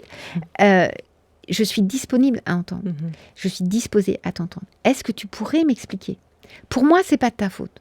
Et le jeu, pour moi, je pense que c'est pas... Moi, je pense que c'est pas de ta faute. Le jeu restaure l'intersubjectivité. Ça, c'est très, très important. Et on oublie des petites choses toutes simples comme ça dans la prise en charge des victimes blessées psychiquement, et en particulier des enfants, de restaurer ça. On oublie de se mettre à hauteur d'enfant. Ce que tu dis, c'est hyper important. Moi, je l'entends souvent, ça. Pour moi, mais moi, c'est juste moi, c'est pas de ta faute. Est-ce que tu pourrais m'expliquer ce qui t'amène à penser que c'est de ta faute ? Je prends un exemple. Intervention avec le SAMU, on a un monsieur qui appelle à 6h du matin. Je vous préviens, j'ai égorgé ma femme, poignardé mes enfants et je vais me tuer. Il raccroche. On intervient. Monsieur s'est tué, il a égorgé sa femme. On va chercher les enfants qu'on ne trouve pas. On va finir par retrouver les enfants aux traces de sang au sol, c'était vraiment épouvantable, cachés dans un meuble de la cuisine. On a un petit garçon qui a 7-8 ans et qui a dans ses bras une petite... Les deux, ils sont inanimés quand on arrive. Le médecin, pour montrer l'impact, on parlera du traumatisme vicariant, d'ailleurs, c'était des enfants, des passoires, tellement il y avait de points d'impact de la lame. Une petite sœur qui a 4-5 ans. Mais le pronostic vital, très rapidement, pas engagé. Dans le cadre de mon activité SAMU, moi, je fais le lien avec la collègue à l'hôpital, service de pédiatrie, je prends des nouvelles. Et elle me dit, tu peux passer si tu veux. Et puis, elle m'explique, voilà, ils sont là, les deux perfusés. La petite, elle dort beaucoup. Les troubles neurovégétatifs chez les enfants, en tout cas le sommeil, l'hypersomnie, fait partie des troubles chez les jeunes enfants qui sont absolument méconnus, des collègues. Elle n'avait aucune raison de dormir, pas de traitement ni rien. Mais, faussement rassurant, elle dort. Et le grand, il me dit, non, il est derrière la télé, il joue aux jeux vidéo, la télé et tout. Et je lui ai demandé si vous voulez parler. Et il m'a dit non. Si j'attends, et c'est ça qui est compliqué, il faut être ajusté. Moi, je dis que c'est l'art de l'infinie délicatesse, psychothérapeute d'enfants blessés psychiquement. Il faut toujours être très précautionné, un peu du pointillisme, petit pas. Si je dis à cet enfant, est-ce que tu veux parler ? Déjà, est-ce qu'il va réussir à parler ? Est-ce qu'il a les mots ? Est-ce qu'il ne sait pas ce que je sais de impossible ? Rien. Elle va attendre des mois dans son bureau que l'enfant vienne ou l'appelle. Moi, j'ai une autre façon de faire. Je vais me présenter à l'enfant. Là, l'histoire fait que j'avais été dans la prise en charge immédiate, mais ça aurait pu ne pas l'être. Lui dire, voilà ce que je sais de ton histoire. Je ne vais pas m'asseoir dans quelque chose à côté de son lit, sur son lit de façon trop rapprochée, à une bonne distance. Et puis, je vais lui, en faisant très attention au non-verbal. Il ne me regarde pas, il regarde la télé. Bon, là aussi, ça va prendre un certain temps, donc je vais faire très court. Expliquer, essayer de comprendre. À un moment donné, il me dit, c'est de ma faute, de toute façon. J'ai qu'une envie, c'est de dire, mais non, c'est pas de ta faute. C'est horrible. En plus, j'ai vu la scène, donc c'est pas de ta faute. Mais je sais que si je dis ça, je perds le lien de confiance. C'est mort. Terminé. Et donc, je vais lui dire, écoute, ce que tu dis, c'est important. Je l'entends souvent des enfants qui vivent des choses très compliquées, très difficiles comme toi. Pour moi, c'est pas de ta faute. Mais est-ce que tu crois que tu pourrais m'expliquer ? Et là, il y a ces moments incroyables quand on prend en charge des enfants blessés, où ils vous regardent, vous transpercent, cap ou pas cap. Je peux te faire confiance ou pas ? Tu vas me lâcher comme les autres, ou tu peux comprendre, ou essayer de comprendre. Et là, il va me dire, c'est de ma faute parce que j'ai pas mangé la soupe. Le début de la bagarre, c'est ça. Et après, le père tue la mère. Si cet enfant ne peut pas poser ça, à un moment donné, il va rester toute sa vie avec cette théorie de la culpabilisation qui va l'envahir, qui va entraîner d'autres troubles.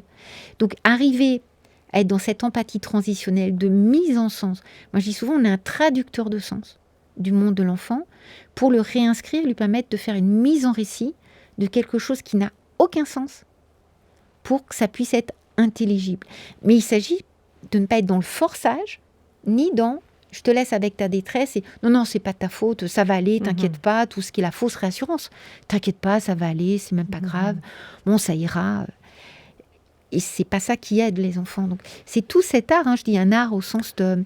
C'est du cas par cas, ce qui va fonctionner pour l'un, fonctionnera peut-être pas pour l'autre, mais partir de ce qu'on ressent, en disant de façon très humble, nous on ne sait rien en fait. On n'est qu'un révélateur pour l'enfant.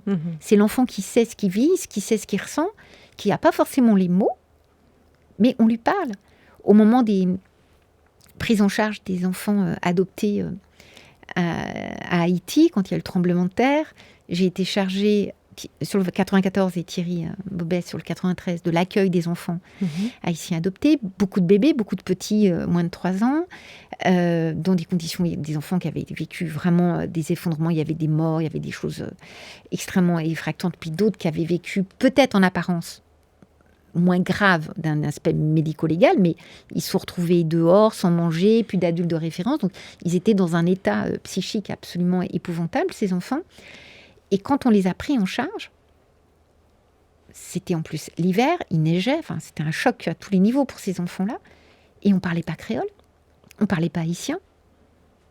Donc on a eu une collègue qui parlait créole, qui a fait un peu la traduction, mais il a fallu parler avec ces enfants, des bébés, des petits, moi je parle beaucoup avec les mains, nommer les choses, et ce que l'on sait, c'est quand on nomme les choses, et ces enfants, il y avait un lien, un adulte qui les prenait en charge, Croix-Rouge, secouriste, qui les prenait en charge en Haïti, qui faisait le voyage, et un autre adulte Croix-Rouge qui faisait le relais le temps que tous les papiers se fassent dans l'aérogare, ce qui pouvait prendre 3 à 5 heures, ce qui était très long.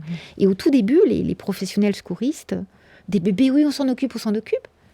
Mais un bébé traumatisé, c'est un enfer à prendre en charge. Il n'y a pas de tonus, ou il est trop tonique. Quand chamallow, on a l'impression qu'on va le faire tomber. Il n'est pas gratifiant, il ne va pas se venir cajoler contre vous, il est très distancié. Et les adultes peuvent réagir avec, on parlait de la présence des adultes, une forme d'agressivité, parce qu'ils nous mettent dans un état d'impuissance par rapport à leur détresse. Et quand on leur parle, on nomme les choses, ils ne comprennent pas, là pour le coup, ils ne comprenaient pas le français, mais même des tout petits bébés. Et moi, je parle beaucoup avec des bébés traumatisés. Des fois, on me dit ça va pas, un peu à l'ouest. Mais ce qui se passe, c'est que dans la disponibilité psychique, le fait de parler avec le bébé, une maman qui a perdu son mari, qui parle avec son bébé, et qui dit, voilà, je suis très triste parce que papa, il est mort, il est plus là, ça me fait mal, je suis triste, c'est pour ça que je pleure, mais je suis là, je m'occupe de toi. Le bébé, il comprend pas. Mais le fait que maman l'ait dit, il n'y a plus le secret. Donc la disponibilité psychique se réinscrit dans la relation, dans l'interaction, dans cette dynamique intersubjective de la mère avec l'enfant. Mais ce que j'entends aussi dans ce que vous dites, qui me semble vraiment essentiel, c'est cette question de la ça me vient comme ça, je ne sais pas comment vous allez le nommer, mais de la réhumanisation. Oui. On a l'impression que vraiment, vous avez ce soin-là de remettre de l'humanité dans le lien avec l'enfant, que ce soit un bébé ou que ce soit un adolescent. L'objectif, c'est vraiment ça. C'est-à-dire que le trauma, ça, la blessure psychique, l'événement, être confronté à la mort, pour le coup, ça déshumanise quand même beaucoup. C'est la fin de la route. Donc ce trauma, cette blessure psychique, elle est la trace de cet événement traumatique, de la mort qui est là. Et ça déshumanise beaucoup. Le vécu d'un enfant, alors on parle des enfants, les adultes aussi, mais un enfant dont les troubles qu'il a, de ne pas se sentir comme les autres, de ne pas se reconnaître, ou de ne pas reconnaître les proches de son entourage, parce qu'ils sont traumatisés, il y a une déshumanisation qui est massive, qui est majeure, et un des enjeux, c'est de réhumaniser. Et la réhumanisation, elle passe par des choses qui peuvent paraître absolument basiques, simples, mais qui sont les fondamentaux sur le T0, c'est d'avoir un espace d'accueil, d'avoir des lieux d'accueil. On va prendre soin des enfants, on va essayer de les réassurer sur des choses qu'ils connaissent. Et je reprends les dispositifs d'urgence qu'on a protocolisés encore avec Thierry Bobet. Au tout début, donc les enfants n'étaient pas du tout la priorité des cellules d'urgence. C'est nous deux qui avons dit il faut mettre en place des protocoles pour les enfants. Et une des premières interventions aéroportuaires, ça a été la prise en charge des enfants qui étaient victimes des violences en Côte d'Ivoire, qui ont été des violences avec un décalage entre ce que disaient les informations et la réalité, épouvantable. Les informations parlaient de violences matérielles et nous, on a pris en charge des personnes, violences matérielles, des menaces de mort, des viols perpétrés dans les enfants. Donc c'était totalement épouvantable.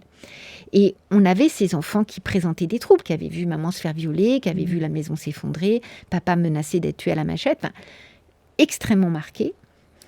Et Thierry et moi avions chacun notre valise d'intervention. D'ailleurs, j'ai fait, alors je le dis avec beaucoup d'humour parce que ça m'a valu quelques remarques de collègues, acté comme brevet une valise d'urgence médico-psychologique, qui est le seul outil psychologique, support psychologique, qui a un brevet fait par l'Assistance publique hôpitaux de Paris, comme un matériel, au même titre qu'un matériel médical. Pour la petite histoire, c'était à ce moment-là, on avait des valises d'intervention, il fallait intervenir avec du matériel de médiation, support à la parole pour les enfants. Donc de la pâte à modeler, de quoi dessiner. Pas trop pâte à modeler en intervention d'urgence, mais des doudous. Parce que c'est trop malléable parce que ça, on en met partout et après on a besoin aussi de pouvoir l'utiliser pour d'autres enfants. Donc moi c'est pour ça que je prends la précaution de le dire, des Playmobil, des dessins, des petits personnages, etc. Et au SAMU, le SAMU de Créteil, à ce moment-là, formait les médecins urgentistes de Pékin pour les Jeux de Pékin. Et ils prenaient des photos et tout. Et ça a été un gag avec le chef de service qui a dit « Tu devrais déposer un brevet ». Et avec Isabelle Roy, qui était psychiatre, on a dit « Banco ». Et on a déposé le brevet. Mais tous les collègues utilisent leur valise. C'est juste pour dire, c'est important. Bien sûr. La reconnaissance aussi du travail des psy d'urgence pour les enfants. Il y a une valise d'urgence médico-psychologique qui a un brevet. Mais ce petit pas de côté pour dire... Les enfants, ils ont besoin d'être réassurés. Thierry et l'équipe d'Avicenne, ils avaient leurs personnages qui n'étaient pas des Playmobil, qui étaient une autre marque pas connue des enfants. Et on avait les deux supports. Et les enfants allaient vers les Playmobil, quelque chose de connu. D'accord. Donc il faut essayer de réassurer quelque chose comme ça, d'avoir un adulte qui soit un adulte lien, ressource, si les dispositifs s'inscrivent dans la durée. Ça, c'est extrêmement important. Et quand on a des traumatismes dans les familles, un décès, une agression, on essaye toujours d'avoir ce caregiver qui est peut-être pas le caregiver habituel, parce que des fois il est mort, des fois il peut pas, mais qui est une continuité psychique pour l'enfant et une continuité dans son quotidien. Ça, c'est fondamental. D'accord. Vous parliez tout à l'heure de la culpabilité. C'est quelque chose qu'on entend souvent chez les enfants traumatisés. Souvent, ils pensent que c'est de leur faute. Alors, ils ne vont pas le nommer. Oui. Ils ne le nomment pas, ils le pensent souvent. Mais ils n'ont pas le temps de le nommer. parce qu'on va leur dire, c'est pas de ta faute. Du grand classique. Oui, on recouvre tout de suite. C'est pas de ta faute. Bien sûr. Et moi, ça m'est arrivé. J'ai le souvenir d'une jeune fille au moment d'un attentat au Caire. C'était la plus jeune, elle avait 12 ans. Elle a pris les morceaux de la copine qui a été explosée par un terroriste. Et quand je la vois arriver, elle avait en plus eu une blessure au tympan extrêmement grave. Elle me dit, mais c'est de ma faute. Et je la regarde, non, c'est pas de ta faute. Et puis là, je la vois qui se ferme et je récupère tout de suite rétropédalage en disant, j'aurais pas dû te dire ça. Je pense que c'est pas de ta faute. Qu'est-ce qui t'amène à Et elle essayait de reconstituer. Et les enfants qui n'ont pas les capacités affectives des adultes, qui n'ont pas les capacités neurocognitives des adultes, ni langagières des adultes, bien évidemment, ça ne veut pas dire qu'ils ne sont pas blessés psychiquement. Ils ont une capacité assez incroyable à tenter de donner du sens à ce qui n'en a pas. Ils théorisent beaucoup, les enfants. La théorie de comment on fait les bébés, c'est bien connu. La théorie de pourquoi mon frère est malade, pourquoi papa est parti, pourquoi... Ils théorisent. Oui. Et dans un des liens, des vecteurs très forts de la théorie de la culpabilité, des théories infantiles, pardon, il y a la théorie de la culpabilité. C'est à cause de moi. Et avec un petit Roland de l'histoire infantile, cette totipotence de l'enfant, les choses arrivent parce que je les ai voulues, je suis dans mon fonctionnement un petit peu auto-centré, tout arrive, c'est moi. Oui, il y a un moment donné, il y a un drame, c'est moi.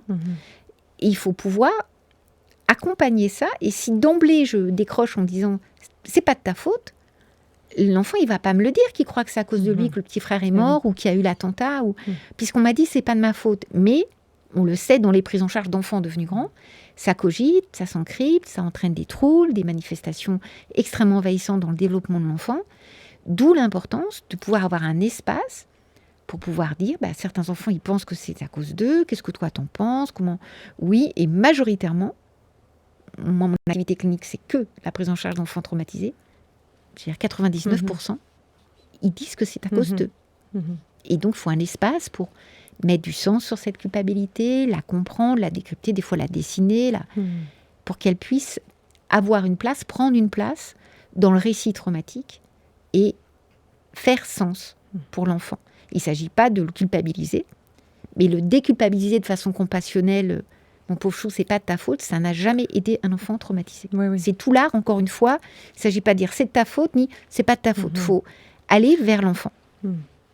Et qu'est-ce qu'il y a d'autre comme théorie infantile possible dans ces cas-là? Vous parliez de la culpabilité. J'imagine que vous en avez identifié d'autres. La culpabilité face au traumatisme, c'est vraiment quelque chose qui est extrêmement fort chez les enfants petits.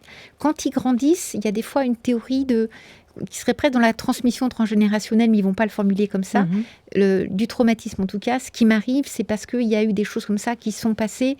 Ils vont surinterpréter tout ce qui se passe autour d'eux pour donner du sens à eux, ce qu'ils ont vécu. Je pense à un enfant qui avait eu un accident très grave et avec un plâtre.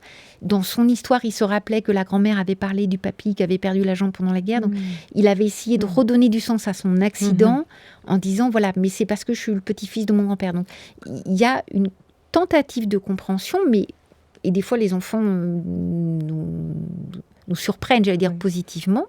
Ils ont une force de créativité qui est très importante, d'aller vers eux. Quand je disais tout à l'heure, on ne sait rien. On peut être bardé de diplômes, mais c'est l'enfant qui sait.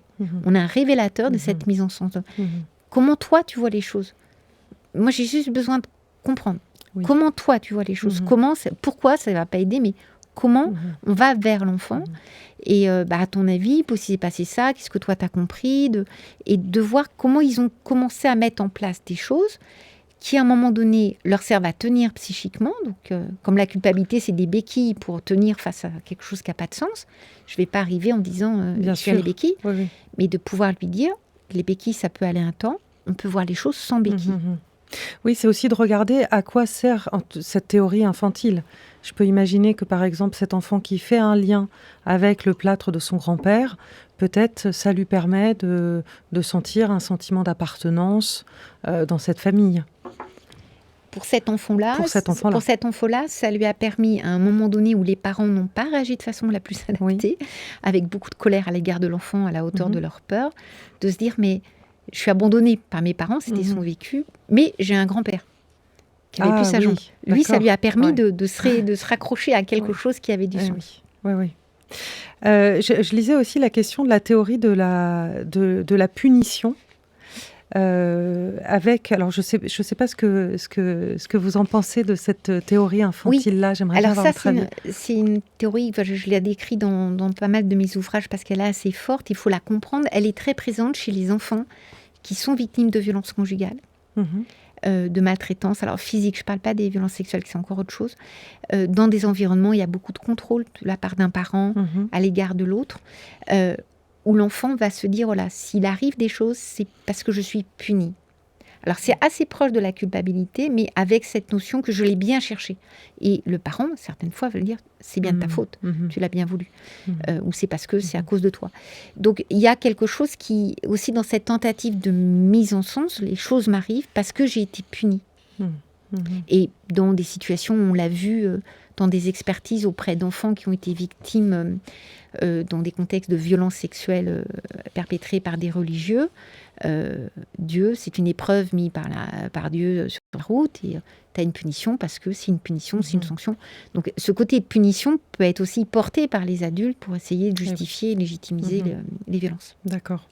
Est-ce que le traumatisme a des impacts différents selon l'âge? Alors, mais je pense plutôt en termes de développement psychique de l'enfant. Est-ce que, vous le disiez tout à l'heure, c'est-à-dire qu'on a longtemps pensé que les tout-petits, par exemple, les nourrissons ou les bébés, ça passerait, qu'ils s'en souviendraient pas. Est-ce qu'il y a des âges particulièrement vulnérables? Est-ce que tous les âges le sont? Alors c'est une question très large, pardon. En fonction de l'âge, le vécu traumatique peut être différent. Alors, vous n'aurez probablement pas la même réponse selon les expériences des collègues. D'accord. Quand on travaille auprès d'enfants traumatisés, ce qu'on constate, c'est que plus les enfants sont petits, plus ils sont exposés à un risque de troubles post-traumatiques à cause de cette incidence de l'environnement. Un adolescent, pour le même type d'événement, après un accident de voiture, il a des ressources d'avant, il aura peut-être des ressources d'après. Un bébé, si les adultes de son entourage ne sont pas là, un petit, ça va être un double effondrement. C'est la double peine. Il y a le traumatisme pour eux et le traumatisme lié à l'effondrement de l'environnement.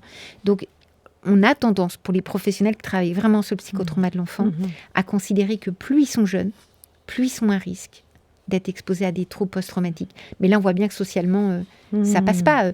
Je vais très rapidement. Au moment du Covid, Monsieur le Président nous a dit, voilà, il y aura des consultations, alors qu'on continue après, mais des consultations, mon parcours, mon psy, à partir de 3 ans. Mais de 0 à 3, ils n'ont pas été touchés, les enfants, pendant le Covid. On en voit les conséquences aujourd'hui. C'était pas pensé, pas pensable. 0 à 3, on passe. C'est un véritable problème. Donc, on sait que plus ils sont petits, plus ils sont à risque de développer des troubles post-traumatiques. Qu'en grandissant, ils acquièrent des ressources. Quand les parents ou l'environnement est à l'origine, ou l'environnement n'est pas disponible, ils vont trouver des ressources à l'extérieur. Et donc, on a tendance à se dire que plus ils grandissent, plus ils auront la possibilité d'avoir autour d'eux des adultes pour prendre soin d'eux. C'est pas toujours le cas, et je vais pas généraliser, mais il faut vraiment être très attentif aux troubles post-traumatiques des tout-petits. D'accord. On parlait au tout début de cet entretien, vous évoquiez justement les troubles post-traumatiques pour des enfants, mais qui avaient été exposés à des événements lorsqu'ils étaient nourrissons. Comment, en tant que clinicien et clinicienne, parce qu'on ne peut pas forcément savoir, donc on va avoir des signes. Vous parliez des troubles du sommeil, par exemple. On peut imaginer probablement d'autres, des troubles de l'alimentation. Peut-être vous allez nous expliquer un petit peu. Mais comment est-ce qu'on peut savoir ? Je pense qu'il faut être très prudent. L'analyse clinique, je pense qu'il faut être extrêmement prudent. Et surtout pas affirmer des choses, bien sûr. Moi, pour le coup, je suis toujours très prudente, parce que quand on évalue un enfant, on l'évalue à un moment donné. Quand c'est un patient qu'on voit depuis longtemps, on voit l'évolution, mais c'est ce qu'on voit dans le cadre de notre consultation. Alors des fois, moi je travaille aussi beaucoup avec des parents, ce que les parents peuvent en rapporter. Des fois, c'est totalement contraire à ce qui se passe au cabinet. Mais c'est toute la compréhension de la clinique de l'enfant. Je vais prendre un exemple. Un enfant que je vois dans le cadre de la consultation psychotrauma à Trousseau quand j'y travaillais, qui a 6 ans. Signalement de l'école, parce que ce petit garçon de 6 ans essaye de sodomiser dans les toilettes tous les garçons, avec des stylos, puis il les agresse. Et, voilà, il y a même eu des viols puisque c'est introduction d'objets dans l'anus, c'est un viol, de camarades, et il s'introduit aussi de façon très compulsive jusqu'à se mettre au sang l'anus. Ça, c'est pas du tout quelque chose d'adapté. Un enfant de 2-3 ans qui essaye de retrouver, qui est dans une découverte de la sexualité, différence garçon-fille, les orifices. On sait que des tout petits peuvent en effet se toucher les fesses, doigts dans les fesses un petit peu. Bon. Mais à 7 ans, 6-7 ans, on n'est plus du tout dans quelque chose d'adapté. Et les comportements hétéro-agressifs, sexuels, pas du tout. On va recevoir les parents dans l'unité de prise en charge, en essayant de comprendre. On va évaluer, prendre beaucoup de temps. Voilà, je fais très court. On n'a pas d'inquiétude par rapport aux parents. Et moi, qui ai cette connaissance les troubles peuvent se manifester plus tard, je vais juste demander aux parents si dans l'histoire de cet enfant, il y a eu à un moment donné des choses qui ont pu les alerter dans le passé de leur enfant. Les parents vont dire pas rien, pas grand-chose. Enfin, bon. Et les parents étaient sourds, c'est très important, mais pas le petit garçon. Et plusieurs mois plus tard, 3-4 mois plus tard, le père revient à la consultation, assez remonté. D'ailleurs, il inquiète la secrétaire. Il demande à me voir. Donc, moi, je n'étais pas très rassurée. Il y a beaucoup d'agressions dans le trauma. C'est pas facile de s'occuper des gens traumatisés. Des fois, c'est un peu violent. Et il va finir par m'expliquer que petit, alors, il était sourd. Il a été violé par son père, qui savait qu'il était sourd pendant des années, jusqu'à ses 8-9 ans. Sa mère le savait, a laissé faire. Ça se sait dans la famille. Il n'a jamais porté plainte. Il ne voit quasiment plus ses parents, sauf 1 ou 2 fois par an. Il me dit ça. Il me dit après votre rendez-vous, avec le langage des signes et tout, on avait une traductrice, et après votre rendez-vous, j'ai été voir mon père. Parce que notre fils, on l'a confié 15 jours quand il avait 6 mois et qu'on déménageait à mes parents. Alors, on pourra toujours discuter et comprendre qu'est-ce qui fait que ce père qui a été violé par son père confie. Et il était convaincu que son père s'en prendrait pas à son fils. Donc, les parents ont porté plainte, le grand-père a reconnu. Bon, il a eu une peine d'emprisonnement avec sursis. Enfin, c'était toutes les choses qu'on peut voir dans les sanctions. Il a reconnu et dans sa défense, il a dit « mais c'était un bébé, je ne pensais pas qu'il allait me dénoncer ». Cet enfant ne pouvait pas dénoncer le grand-père. Il avait des troubles comportement sexuel très évocateur d'un enfant agressé sexuellement, d'où l'importance d'être très fin dans l'analyse clinique des troubles des enfants. Il y a des troubles très évocateurs, des troubles qui le sont moins. Il faut bien connaître ça. Des troubles liés, par exemple, les enfants qui sont les bébés endeuillés, les ados endeuillés, c'est pas les mêmes troubles. Il faut connaître cette finesse de la clinique. Et c'est aussi pour ça que j'écris, peut-être un peu trop pour certains, mais pour essayer de transmettre ça. Parce que quand on est avec des enfants qui ont des troubles qu'on ne comprend pas, ça fait comme une énigme. On cherche, on ne comprend pas. Et quand on se dit, mais peut-être qu'il a été secoué ce bébé.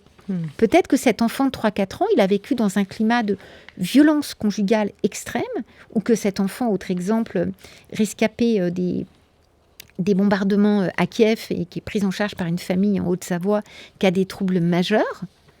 Ben oui, mais de ses 2 ans à ses 3 ans, il a été sous les bombes. Donc là, il en a 8. Mais les troubles sont liés à ça.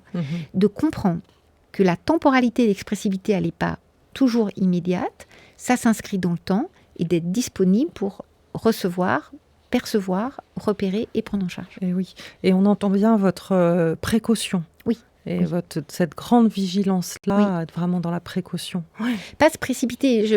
Moi, je travaille beaucoup sur les violences sexuelles, je travaille beaucoup sur les deuils, sur tout ce qui est psychotrauma. Et comme psychotrauma, c'est devenu à la mode, on a beaucoup de gens qui se disent psychotraumatologues. J'ai vu ça apparaît.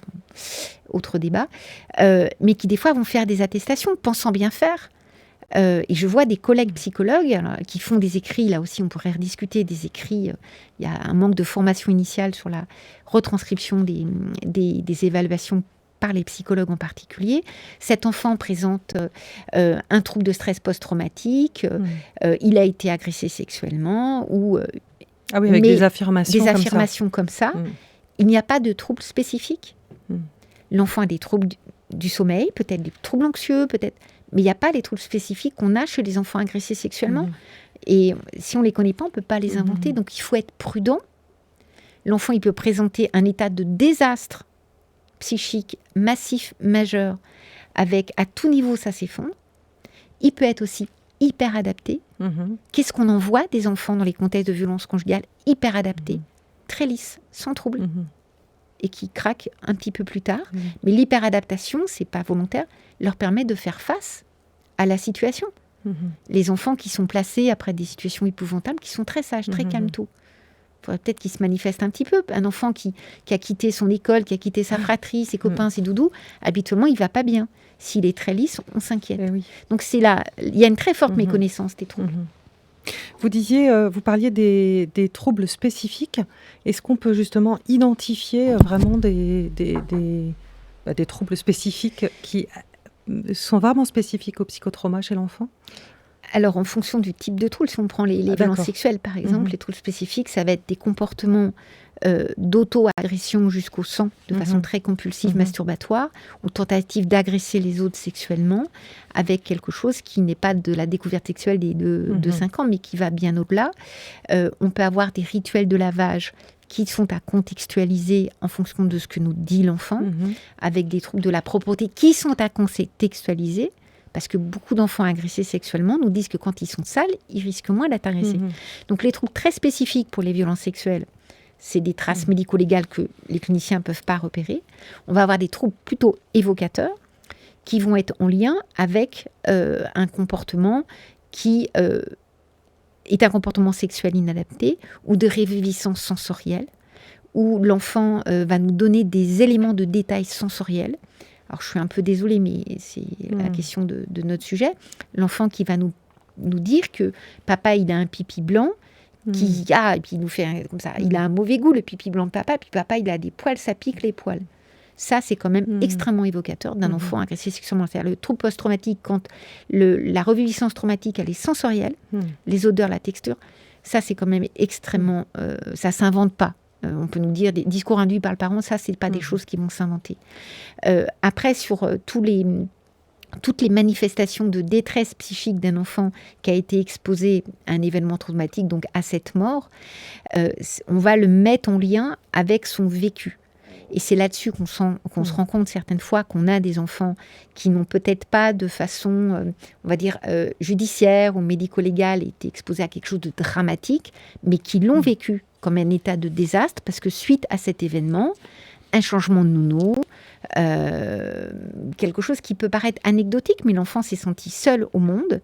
Il va avoir des troubles anxieux, ne plus du tout être en capacité d'être réassuré, tous ces troubles relationnels, les troubles dans les liens d'attachement avec le parent, qui vont nous alerter. Donc on a toute une myriade de troubles. La complexité du trouble de stress post-traumatique, c'est justement une de troubles, entre les reviviscences, les troubles neurovégétatifs, les troubles anxieux, les troubles d'hypervigilance, d'hyperadaptation, les troubles d'évitement, plein de troubles qu'on essaye à chaque fois de contextualiser. Et surtout, je pense que ce qui est fondamental, en tout cas moi, c'est ce que j'essaye de faire dans l'accompagnement de ces enfants, que je prends en charge à différentes temporalités, longtemps au T0, maintenant plus dans le différé, mais de ne pas être réduit à leurs troubles.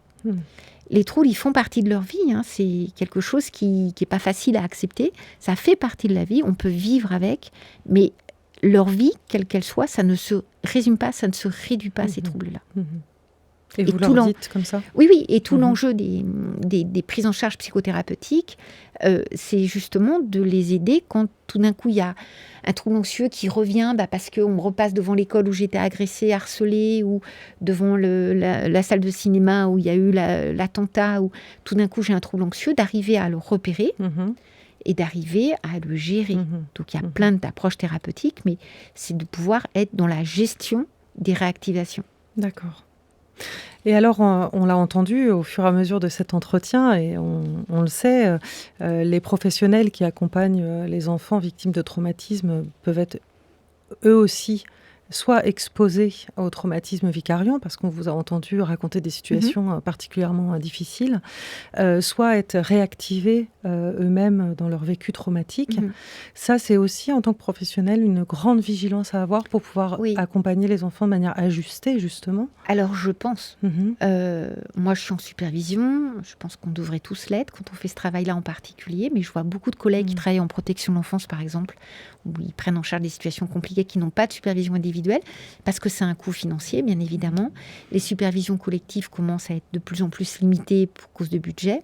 Et les institutions le proposent assez rarement, j'ai De l'impression. moins en moins. De moins en moins, parce qu'ils sont sur le côté économique, mais ça coûte cher d'avoir des collègues qui vont mal. Alors, il y a souvent des confusions entre le burn-out, qui est vraiment l'épuisement physique, l'usure compassionnelle, parce qu'on a pris en charge des gens qui sont en détresse, qui vivent des choses compliquées, et le traumatisme vicariant, qui est véritablement être comme contaminé par le traumatisme, par le récit traumatique, qui vous envahit au quotidien, vous y pensez, vous revoyez l'enfant vous parlant, ou l'adulte, etc. Et il y a Christian Lachal, qui psychiatre, et qui a écrit un ouvrage que je recommande à tout le monde, qui est le partage du traumatisme, qui supervisait, et je pense qu'il le fait toujours, les référents psy des cellules d'urgence, qu'a cette formule. Il s'agit d'être affecté, mais pas contaminé.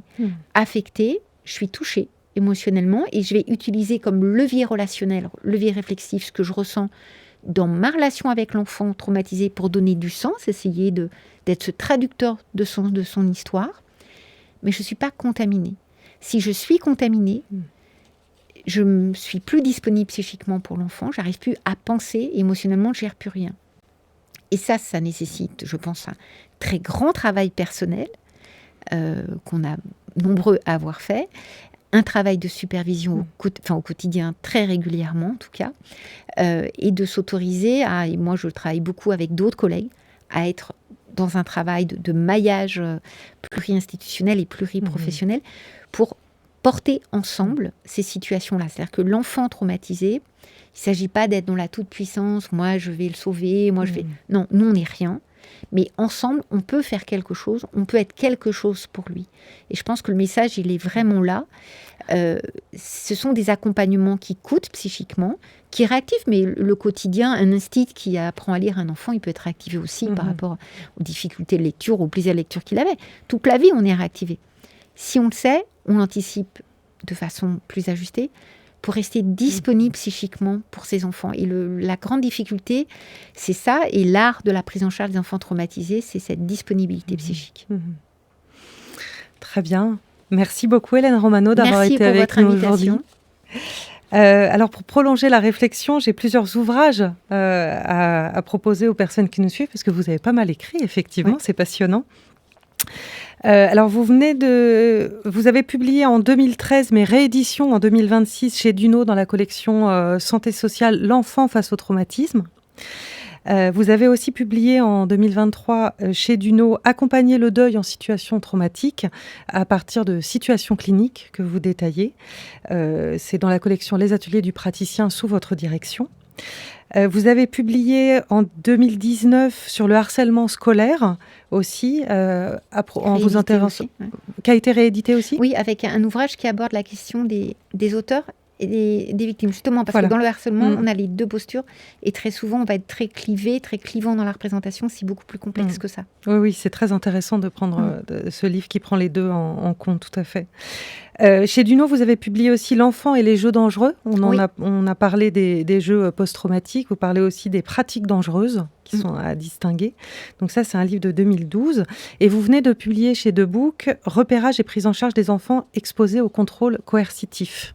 Tout à fait. Et puis il y en a un autre par rapport à un autre sujet qui est un aide-mémoire aussi chez Duno sur l'accompagnement dans les urgences médico-psychologiques avec beaucoup de collègues qui font référence sur le sujet pour pouvoir permettre aux collègues d'avoir des éléments de repère sur qu'est-ce qu'on dit, qu'est-ce qu'on fait, à quel moment et comment on s'organise. Très bien. Et vous avez aussi un podcast ?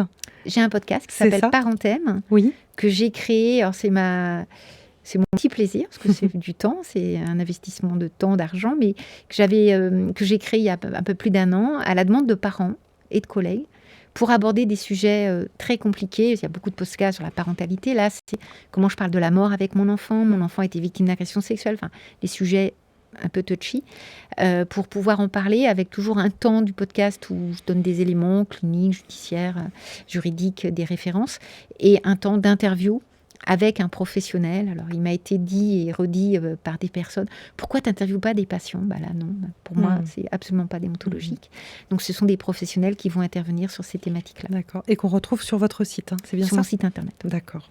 Et sur kern.info aussi, pour les personnes qui nous suivent, vous retrouverez une liste de lecture sur les traumatismes de l'enfant. Merci beaucoup Hélène Romano d'avoir été avec nous aujourd'hui. Merci. Merci. Et merci à vous toutes et à vous tous de nous avoir suivis aujourd'hui et puis à très bientôt pour une prochaine rencontre sur Kern.info.